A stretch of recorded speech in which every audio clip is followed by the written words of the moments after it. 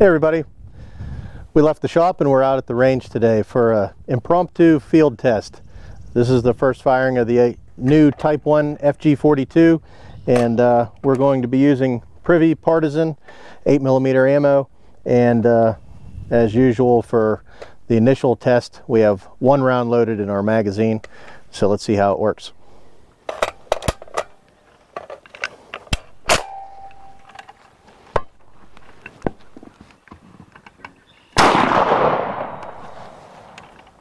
Okay, we're going to examine the fired case, make sure everything's okay, and we'll be right back. 5 minutes later we found our case. It looks fine, the primer's fine, and it does not have the traditional FG42 stepped chamber indication on it. Rick has always said he was never going to do that, and it looks like it's superfluous anyway. That's the word of the day, I think, superfluous. Okay, anyway, it does have a big dent right up here in the mouth. Probably can't see that. Maybe if not, I'll put a close-up picture in this video whenever I edit it, if I can actually pull that off. I do have an awesome burn mark on my finger, but I didn't feel that at all, and you know, I think it's just a little bit of carbon or whatever, but yeah, you don't have to worry about burning your fingers. It does put a black mark there though. So let's grab our full magazine and see how that works. All right, we're back with the full magazine. Let's see how it runs.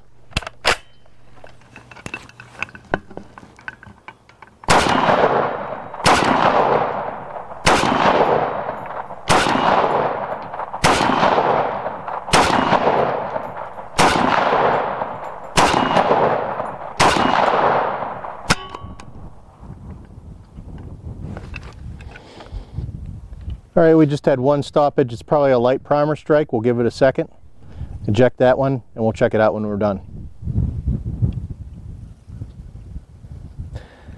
In the meantime, we do have some discoloration of the muzzle brake, and unfortunately, I know you guys don't want to hear this, but the cases are hitting the receiver just like they do on a real FG42.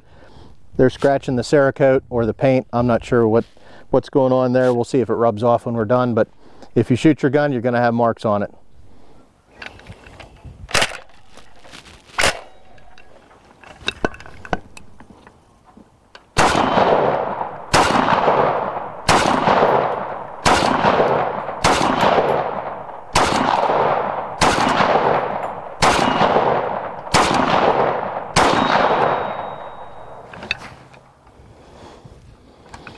And we're empty. So we're going to pause the video, we'll grab that live round, see what the deal is with it, and we'll be right back. All right, I have that round reloaded. We'll try it a couple more times. I'm not even going to eject it from now on. I'll just pull the op rod back and hit it and see if it goes off.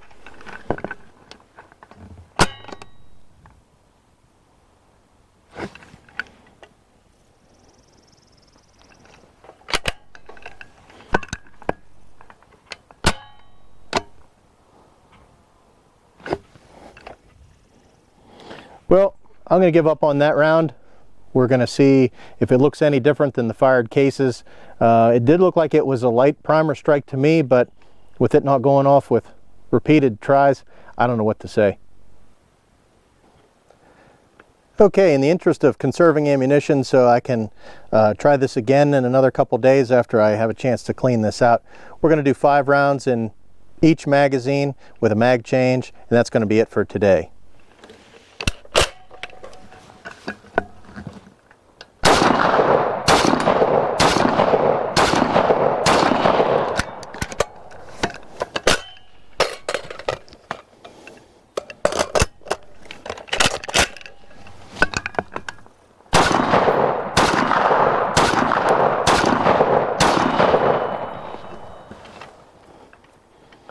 Okay, seemed to work well. I did not get the bolt hold open right, so when I popped the magazine out, the bolt closed.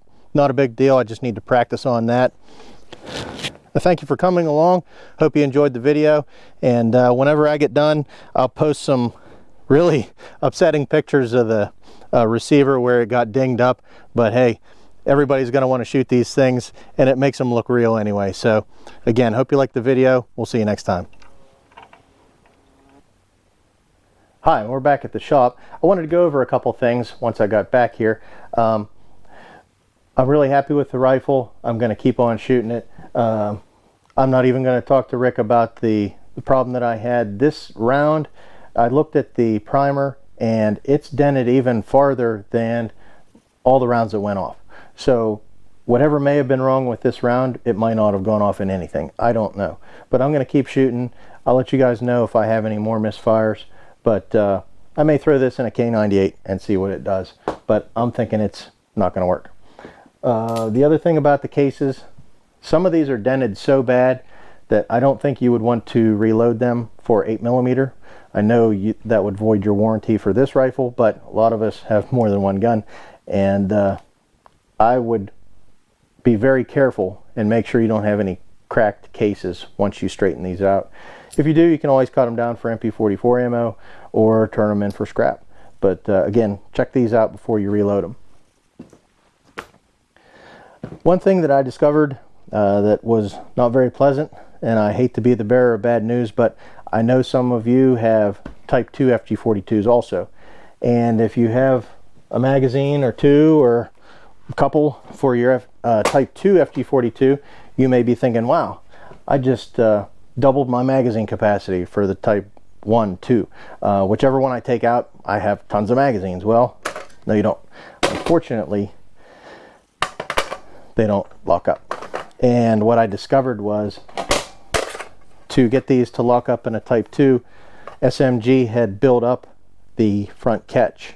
And just that little tiny bit of material makes the magazine too long to fit in the magazine well. So the good news, if there is good news in this, is that if you find unmodified ZB magazines, they should go right into your FG42 Type 1 and be fine.